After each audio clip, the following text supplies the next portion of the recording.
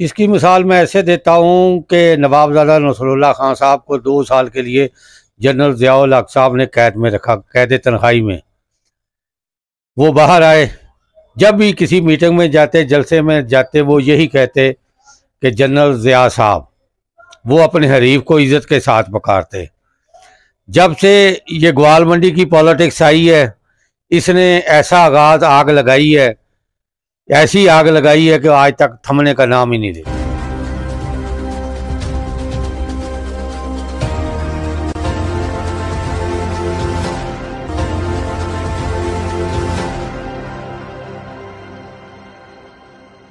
अस्सलाम वालेकुम।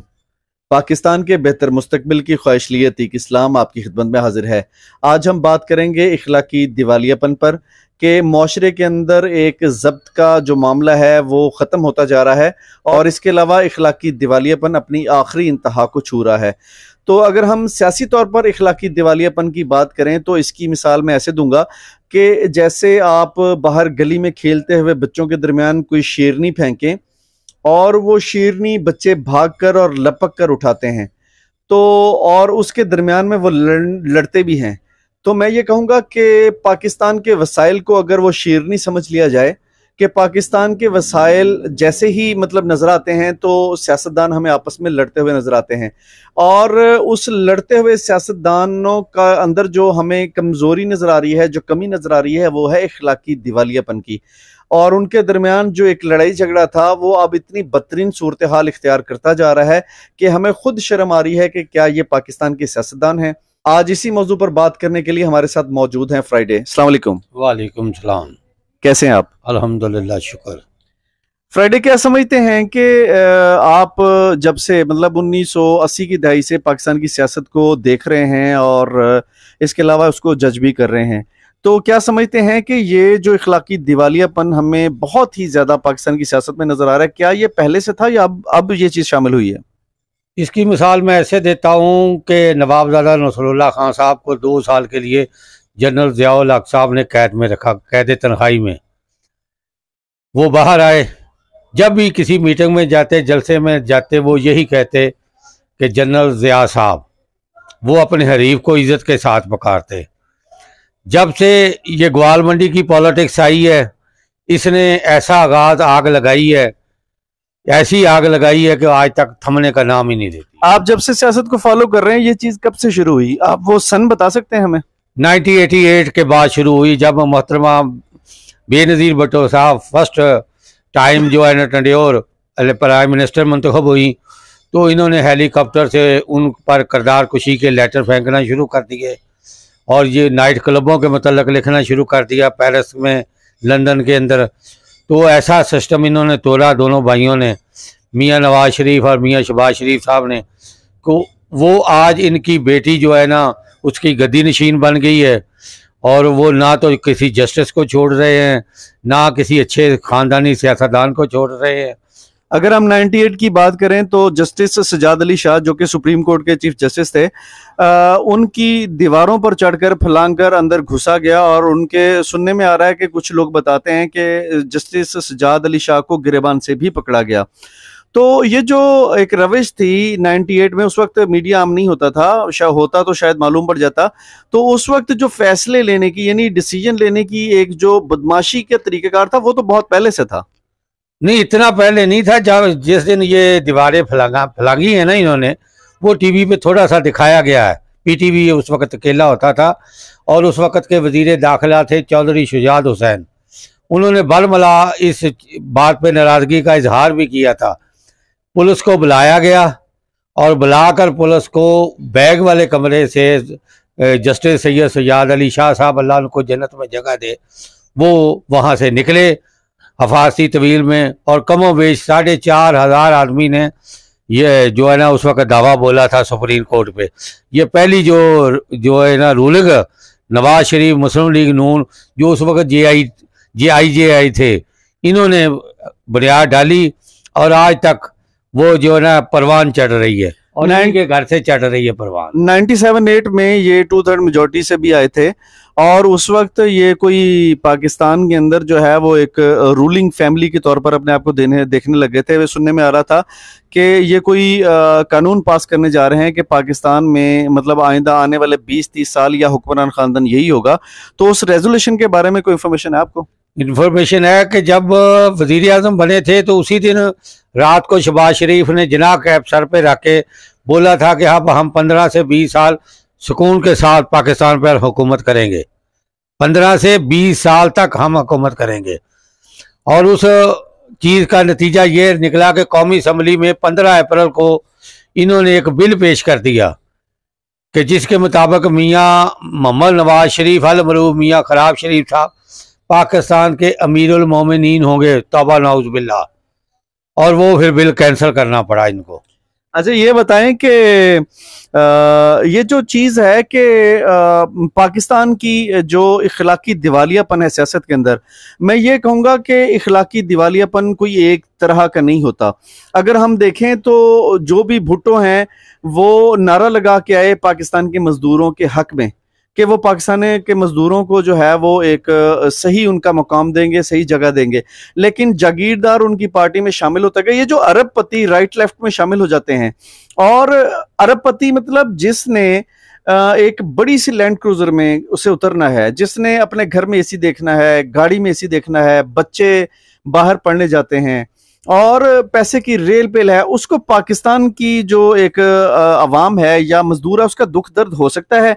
ये अरबपति पार्टियों में क्यों शामिल हो जाते हैं? मैं इसमें मुस्लिम लीग नून को, अब इसके अलावा पीपल्स पार्टी को और इसके अलावा पीटीआई को भी कहूंगा कि पीटीआई की सफ़ों में भी ऐसे अमीर तरीन लोग जैसे जहांगीर तरीन थे, इसके अलावा जो खुसरो बख्तियार हैं, 100 अरब से ज्यादा सुनने में आ रहा है कि इनकी जो प्रॉपर्टी है वो तजावज कर चुकी है। तो ये क्या मतलब ये लोग अवाम का दुख रखते हैं, और अगर ये पार्टियों में जाते हैं तो ऑब्वियसली ये अपने मकसद के लिए जाएंगे ना। तो ये जो हमारे इखलाकी दिवालियापन की इंतहा है कि ये तो अवाम के लिए तो कभी भी नहीं जा रहे। अवाम ने आंखें बंद की हुई होती हैं और ये समझते हैं कि हमारे फलाह के लिए जा रहे हैं, तो ऐसा मुमकिन नहीं है कि वो अवाम की फलाह के लिए जाएं। वहां पे गलतियां इंसान से हो जाती हैं, इंसान गलती का पुतला है।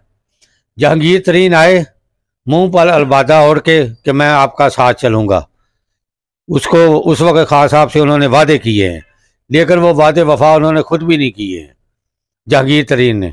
उसका नतीजा आज वो देसी मुर्गी का अंडा होकर साइड पे बैठे हैं।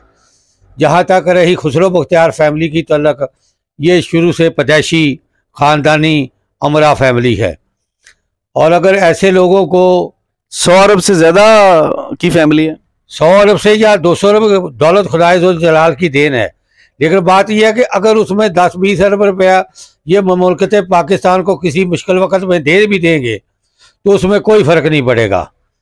बाकी रही बात, देंगे बिल्कुल, अगर वक्त मुश्किल आया तो दे देंगे, मेरा तकवा है। मखदूम फैमिली है, अच्छे लोग हैं, आला तलीम याफ्ता लोग हैं। और जहाँ तक बात यह है कि उमरा आ जाते हैं चले जाते हैं, यहाँ पे आप फेवर कर रहे हैं उसको? फेवर नहीं करता, मैं उन्हें जाती तौर पर जानता भी नहीं हूँ।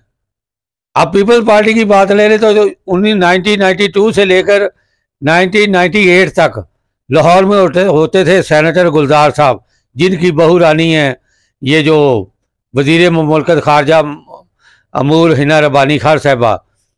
तो वो अपने घर में 3-4 नशिस्तें रख लेते थे सेनेटर की। जो आपने पराठों का लफ्ज़ बोला ना, वो बिल्कुल सही है।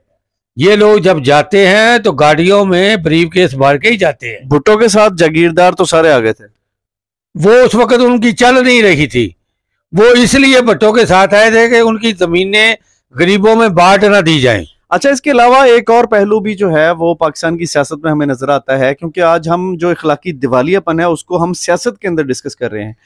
तो सियासत के अंदर ये जो वीडियो ऑडियो का सीन चल पड़ा है और इसमें ताकतवर लोग भी मुलव्वस नजर आते हैं, तो ये मतलब किसी की वीडियो बनाना, उसको नंगा करना या उसके बेडरूम में पहुंच जाना, और इवन के जो एक पीटीआई के थे सेनेटर और उनको नंगा किया गया पकड़ के, और उनकी जो फादर और मदर की वीडियो थी उनकी बेटी को भेजी गई उनके बेडरूम की वीडियो। तो ये इस कदर गिरे हुए काम कौन कर सकता है और क्यों कोई कर रहा है? इतनी जो नापाक जो है ना सोच, वो मुस्लिम लीग नून की है, नून की। अब चीफ जस्टिस जो होता है वो तो कानून की माँ होता है। उस बेचारे ने पैसा इकट्ठा किया, साबिक चीफ जस्टिस साहब ने, साकब निसार साहब ने, कि डैम वगैरह बने। इन्होंने क्या किया उसके खिलाफ, वो दुनिया न्यूज़ वालों ने पर्दा चाक कर दिया। अब किसी जज की शराब के साथ बना देते हैं, अब किसी दूसरे, अब घर में वो पुलिस वाला को गया है, कोई लाजमी बात उसने कोई ऐसा कैमरा रख दिया, वो फैमिली मैटर में इकट्ठे बैठे हैं। तो मरियम के बारे में ट्रोल सोशल मीडिया पे हमें नजर आती है कि बाज़ औक़ात मरियम की तस्वीर आती है, उसने कैमरा उठाया होता है तो मरियम कैमरे वाली, इस तरह के ट्रोल हो रहे हैं अब सोशल मीडिया के ऊपर। तो मतलब ये ज़ेब देते हैं ये काम? ये उनको खुद सोचना चाहिए कि इज्जत जिल्लत का मालिक खुदाए जुल जलाल की ज़ात है। खुतबा अलविदा के अंदर हुज़ूर पाक सल्लल्लाहु अलैहि वसल्लम ने फरमाया था कि आपकी इज्जतें, जान माल एक दूसरे पे हराम है। अब ये किसी का इज्जत का जनाजा उठा रहे हैं तो दिवालियापन तो हो गया, लेकिन बात यह है कि ऐसे करने से ये फलाह की तरफ नहीं जा रहे, ये गुमराही की तरफ। और इन्होंने जो मीडिया सेल बनाया है मुस्लिम लीग नून ने, मरियम साहबा ने, मोहतरमा ने, वो तो उन्होंने लंडा बाजार बनाया हुआ है। 650 के करीब वहाँ पे लड़के भर्ती किए हुए हैं। वो कोई अखबारों के तराशे दिखा रहा है जी इसको ऐसे करके ऐसे करते। मुल्क की भाग दौड़ तुम्हारे हाथ में है, और तुमने जो डेमो पे चेयरमैन बैठे थे वापडा के, वो किक के साथ गए हैं इस्तीफा देकर, वो किक मार के गए हैं तुम्हारे मुंह पे। अच्छा, इसके अलावा ये बताएं कि ये जो हमें पाकिस्तान के अंदर मुख्तलिफ अब अफरा तफरी नजर आ रही है, ये जो एक दूसरे की किरदार कुशी है, ये क्या बंद होती हुई नजर आ रही है? ये उसी दिन बंद होगी जब मुस्लिम लीग नून और पीपल्स पार्टी और बाकी जमातों का, जमीयत उलमा का भी अवाम बोरिया बिस्तर गोल कर देंगे, उस दिन सारा कुछ सही हो जाएगा। अच्छा, इसके अलावा ये है कि इखलाकी दिवालियापन का शिकार और कौन सी पार्टी नजर आ रही है आपको? ये कहते हैं कि इमरान खान के जो फॉलोअर हैं वो भी सोशल मीडिया पर बहुत गंदी और गलीज गालियां देते हैं, क्या कहेंगे? अगर किसी ने गाली दी है, जोश में आकर जज्बे में आके दे दी है, तो वो अपने आप को कंट्रोल करे। बाकी ये जो भी काम कर रहे हैं इन्हें करने दीजिए, अवाम में इनका गिराफ गिर रहा है। एक और भी चीज थी कि एक टाइम होता था जब मौलाना फजलुर रहमान की पार्टी, नून लीग और इसके अलावा पीटीआई, पीपल्स पार्टी, ये तमाम जमातें जो हैं ये दूसरी जमातों के जो कायदीन हैं उनकी तस्वीरें लगाकर साथ बंदर की तस्वीर, कुत्ते की तस्वीर और मुख्तलिफ जानवरों की तस्वीर लगा देते थे। सोशल मीडिया उसको जो है वो आगे शेयर करता था और ये अवाम में बहुत बुरे तरीके से फैल जाती थी। ये जो इखलाकी दिवालियापन है कि बाप बेटी की तमीज़ नहीं कर रहा, बेटा बाप की तमीज़ नहीं कर रहा, और एक सियासी पार्टी की हद तक जो एक दूसरे के साथ बदतमीजी करने पे आ गए हैं, तो ये रविश मुआशरा कैसे चेंज कर सकता है?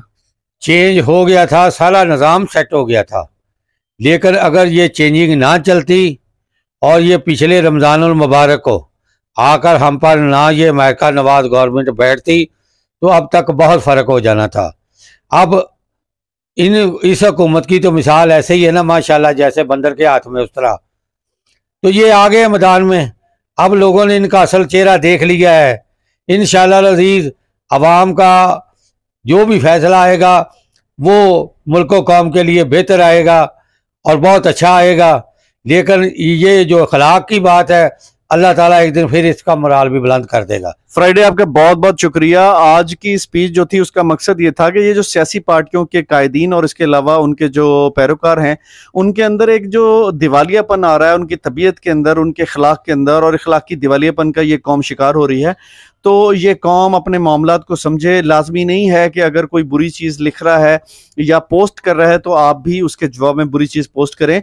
अगर कोई आपको कमेंट्स में गाली दे रहा है तो लाजमी नहीं है कि आप भी उसको कमेंट्स के अंदर जो है वो जवाब गाली से ही दें। आप एक तौकीर के साथ और एक प्यार के साथ और एक चाह के साथ भी आप जवाब दे सकते हैं और उसको लाजवाब कर सकते हैं। बहुत सारे ऐसे जवाबात होते हैं जिसकी मदद से आप उसको लाजवाब कर सकते हैं।